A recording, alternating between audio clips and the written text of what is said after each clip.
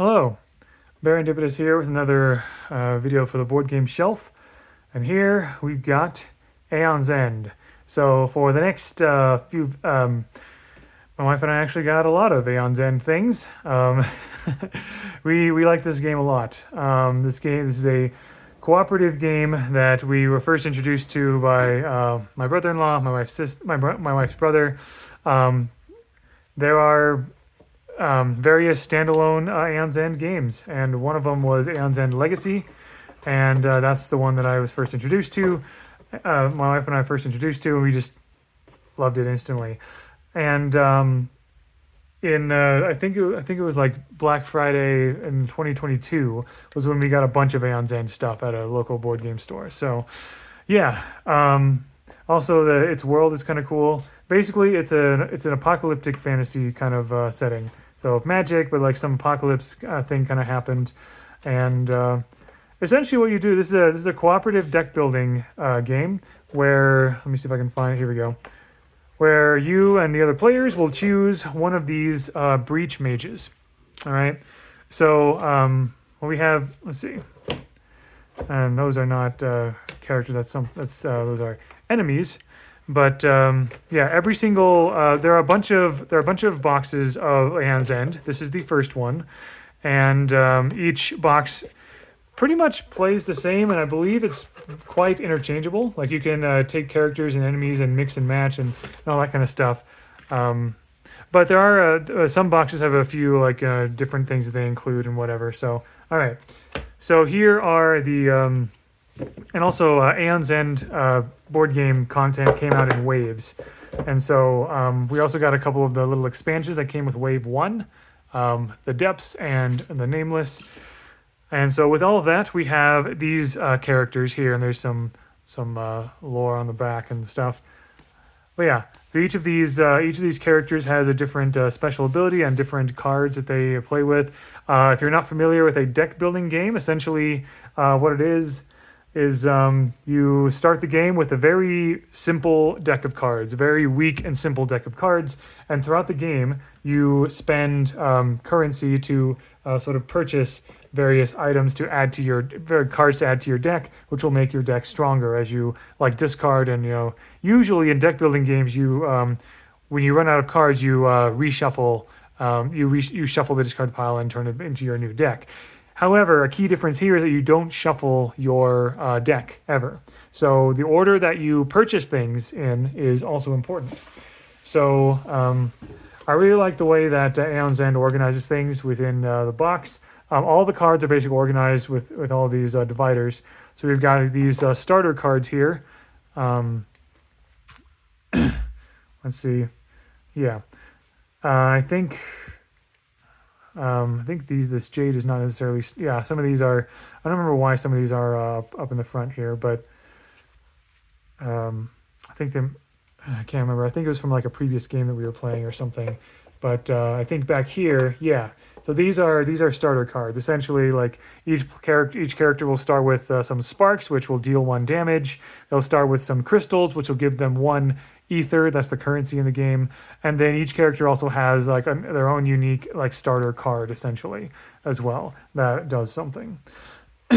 So with that, you definitely want to upgrade your deck fairly quickly so that you can get more powerful gems. So you know how those crystals only gave you 1 ether? Or here are some more powerful gems, such as like for example, Banishing Topaz. It gives you 2 ether when you play it, and you may place a card in hand on top of your deck. If you do, gain an additional 2 ether. So this could potentially give you 4 to purchase, and the cost of each card is in the upper right-hand corner here. So. And actually, this jade up here is among some of the is probably some of the one of the cheaper gems you can buy. So if you have 2 crystals, you can purchase this jade, and so from this jade you get 2 ether, and it just kind of like continues on from there. Another thing you can purchase are relics. These are kind of like special items that let you do things, lets you focus. I'll explain how breaches work, but like you focus your breach, which lets you cast spells, or like you can destroy cards and move them from the game in order to be able to sort of like thin out your deck and stuff. Like if you destroy cards in your deck, that's actually very helpful because then you can get rid of the weaker cards and draw the stronger cards more often. And then spells are the main damage dealers, essentially. You prep your spells. This one says, when prepped at the end of your casting phase, deal 1 damage, and then when you cast it, you deal 3 damage. And and I think the most expensive spell I've ever seen is like 6 or 7 or 8 ether or something. So yeah, so at the start of the game, you each player chooses a character, and they set things up, and they also choose a nemesis. Nemesis are the bosses. Sometimes I compare Aeon's End to Dark Souls because honestly, I mean, just like in Dark Souls, apart from exploration, the big thing is the bosses, right? And these bosses are tough. So yeah, most bosses will have like 50, 60, 70 health. Like that's how much you have to that's how much damage you have to do to defeat them. And bosses will also often have like various mechanics and like tracks that will make things even harder. Each boss has a different mechanic with them. Oh, there's even more characters here. Each nemesis, each boss will have its own mechanic. For example, here's the one on the cover of the box. Rageborn has 70 health. Each nemesis has an unleash ability. So when a nemesis card says to unleash, you do this thing. In this case, unleash means gain 1 fury token. And the additional rules here is let's see. When Rageborn strikes, resolve the following in order: draw a card from the strike deck and resolve it. Shuffle that card into the strike deck, and Rageborn loses 3 fury tokens. At the end of it, so like, you know, there's various things that happen with, like, the nemesis has their own deck and you draw, and like they have minions you have to deal with as well. But for Rageborn, at the end of the nemesis turn, if Rageborn has 4 or more fury tokens, it strikes once. And then you do all these strike things, which are not good. Each mage only has 10 health. Generally, no wait, they only have, I think they have 10 health. Which is quite low compared to this. Like, the odds are kind of stacked against you. So when my wife and I played a lot of Aeon's End. We played at least one game from each, almost every Aeon's End box that we have. And I think we win about half the time. Yeah. So you'll notice at the top of each character here are these slots for these things, basically. These are breaches. In the lore of the game, these nemesis, these monsters come from kind of like this extra dimension, essentially, and these breaches are portals that, you know, kind of like open you to power from that extra dimension. So these mages are using that extra dimension to defeat monsters from that dimension. And essentially, most mages will have 4 breaches: 1, 2, 3, 4. Generally, they'll have the first one open like this. You can prep spells on top of a open breach, but most will be closed. And so basically you need to spend ether to either focus, which means you turn in 90 degrees, and every time you turn in 90 degrees it becomes cheaper and cheaper to open until you get to here, and then it's the cheapest. So in this case, this person starts their number 3 breach with this. So if you want to open this breach to be able to cast spells from it regularly, you have to spend 7. But if you spend 3 to focus, then all you have to do is spend 5 to open it. If you spend 3 more to focus it later, you only have to spend 3 more to open it, basically. Also, 3 and 4 usually give you +1 damage on casting. So 3 and 4 take longer to open. They take more resources to open, but they tend to be more powerful. Some mages have breaches that do different things. In this case, it seems like this one is a bit kind of like normal, essentially. But that's essentially what you can prep a spell that on a breach that has been focused on that turn, but you can't keep it there. Essentially, like if you want to, it's in your best interest to open these breaches to be able to cast multiple spells in a single turn. So not only are you trying to purchase gems and relics and spells, you're also spending your ether on opening your breaches or like using your relics to open each other's breaches or things like that, right? I'll also mention too that not only does each character have a different like starting hand and starting deck, but also they have a special ability here. In this case, Nim has Terminus Barrier. If you activate this ability, then you discard the top card of the Nemesis deck, so just get rid of it.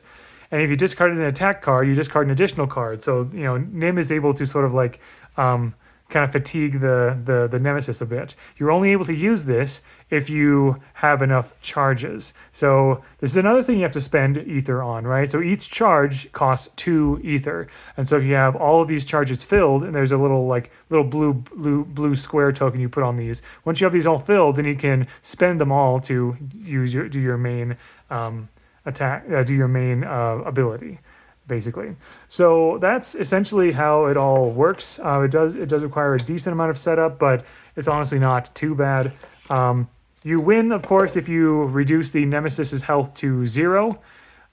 You lose, however, if one of 2 things happen. Number one, all the all the mages on your team are like their hit points are reduced to 0. You can lose that way. So it is there is an exhaustive mechanic. So if someone's hit points are reduced to 0, a lot of bad things happen, but they're not out of the game entirely. They can still keep playing, but their capacity is limited.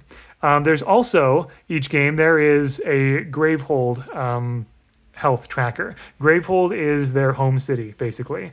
And the nemesis will wreak havoc on Gravehold, and so you also lose if Gravehold's health, your city's health, is reduced to 0. Like, there's too much destruction, basically. So yeah, you're juggling a lot of things at once, and these these creatures are very powerful. One cool thing you can do, you can take these randomizers if you want to randomize. Like, you can choose like the gems, relics, and spells that you want available in your store. There's lots of different options, so there's lots of customizability there. Or you can use these randomizers to randomize the nemesis you're fighting or what's in your store. Another thing to keep in mind too is that the way that turn order works is you have these cards, right?